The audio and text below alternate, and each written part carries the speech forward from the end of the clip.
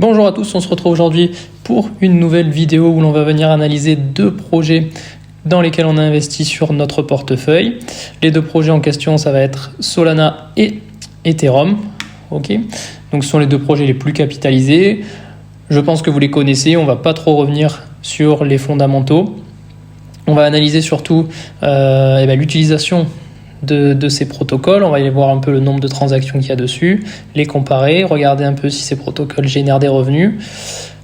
La tokenomics, on va en parler aussi rapidement. On va revenir sur la news des ETF des ETF Ethereum. Ok, et puis après on regardera par rapport à notre portefeuille un petit peu une analyse graphique assez rapide pour estimer les points d'entrée qui pourraient être intéressants par la suite. Ok, alors on va tout de suite commencer. On va aller voir sur DeFi Lama au niveau des terres. Donc si on prend sur la période, on va commencer à partir de 2021. Hop, on va aller analyser un petit peu tout ça. Voilà, donc si on prend sur cette période-là, voilà, donc là, si on regarde depuis 2021, on peut voir que on est sur l'année 2024 avec une TVL que l'on retrouve en bleu qui ne fait qu'augmenter. Ok, on voit le nombre de transactions ici en vert qui reste assez constant et assez important, avec des millions de transactions tous les jours. Ok, et au niveau des revenus, on peut voir par exemple sur les dernières 24 heures, 2 millions de revenus générés, c'est à peu près la moyenne qu'on avait sur les derniers jours, 2-3 millions de revenus quotidiens. Donc c'est une blockchain qui vit bien, c'est un écosystème dans lequel il y a des revenus et c'est vraiment tout ce qui va nous intéresser dans nos investissements. On va aller comparer ça avec Solana, où on retrouve un peu sur le même principe. Voilà.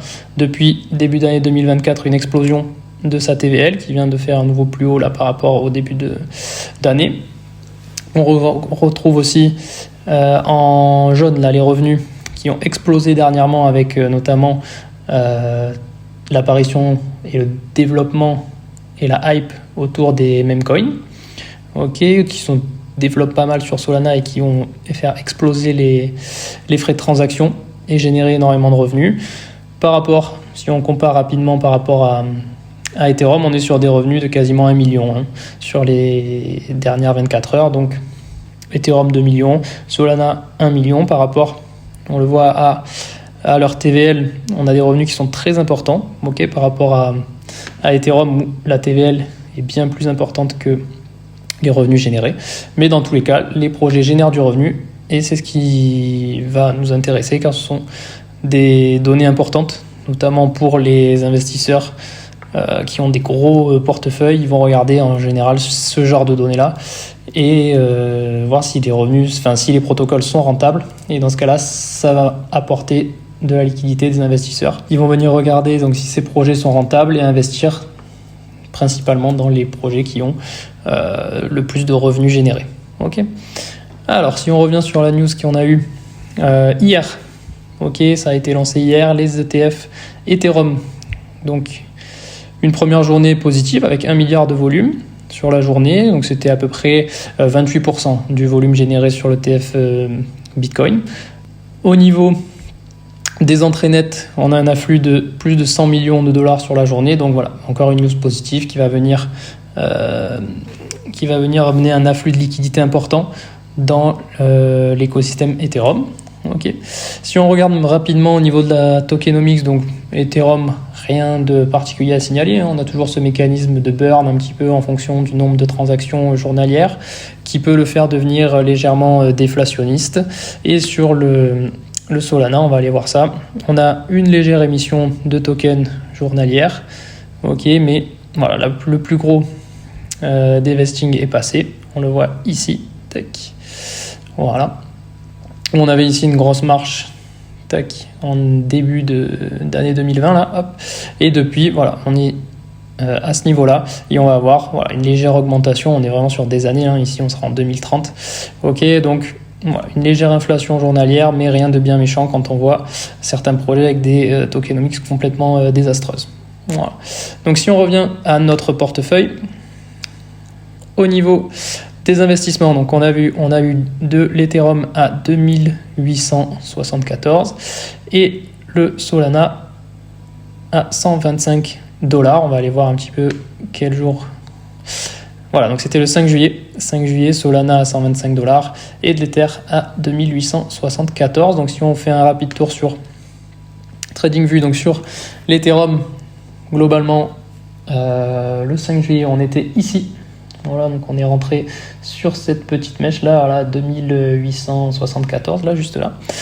Donc comme je vous l'avais dit dans la précédente vidéo, j'avais considéré que c'était un bon point d'entrée. On avait ce support là qui était assez important, sur lesquels on est venu buter plusieurs fois, hein, une fois, deux fois, trois fois. Là on venait toucher la 4e fois. On avait un RSI en daily qui était passé en dessous de la zone des 30. Donc je me suis dit que c'était une bonne zone d'achat. À voir maintenant si là on est quand même bloqué au milieu depuis quelques jours, là on est bloqué au milieu de ce range, hein, donc dans le milieu de range, entre globalement les 4000, 3009, 4000 et les 2008, 3000, voilà, donc on est vraiment en plein milieu. À voir si on arrive à rejoindre le haut de range avec l'afflux de liquidité des ETF, et par contre si ça vient à chuter avec un sell the news et des nouvelles de peur qui feraient revenir l'Ether aux alentours de ce support-là dès 2008, je pense que ce serait un très bon moment pour remettre une cartouche sur Ethereum. Okay. Alors si on regarde le Solana qui pourrait d'ailleurs avoir son ETF également, ce sera bien évidemment pas pour cette année, mais ça peut, les rumeurs autour de l'ETF Solana pourraient participer un petit peu à l'augmentation de son prix. Ok, donc ça sera aussi quelque chose à suivre. Donc si on regarde Solana, on l'avait acheté le 5 juillet également à 125 $. Et si on regarde, on avait tracé également ce support, voilà, aux alentours des 125 $, on est juste ici. Le 5 juillet, c'était tac sur la deuxième touchette. Donc là, pareil, pourquoi je suis rentré à ce moment-là? Déjà, on avait ce support sur lequel on est venu buter une fois, deux fois, trois fois, quatre fois, c'était la 5e touche. Okay, donc un support qui était quand même assez important.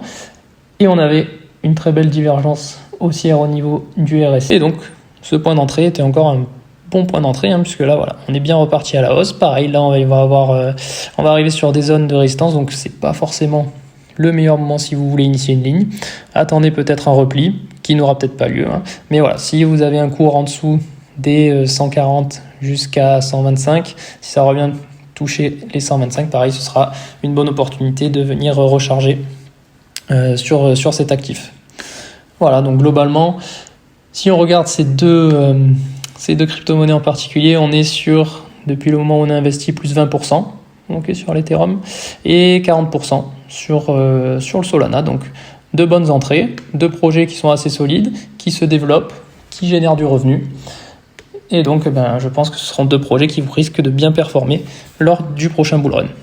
Voilà, c'était tout pour cette petite vidéo sur ces deux projets-là. Dites-moi si vous voulez que j'analyse en particulier, qu'on passe un peu plus de temps sur les fondamentaux, même si, je pense que si vous êtes dans cet écosystème-là, vous devez quand même connaître au moins les bases de ces projets-là. Ou si vous voulez, au contraire, qu'on passe plus de temps au niveau de l'analyse on-chain et des data. Voilà. Faites-moi un retour et puis la prochaine fois on analysera une autre crypto-monnaie, je ne sais pas encore laquelle, on verra ça. En tout cas, je vous souhaite une bonne journée et à la prochaine.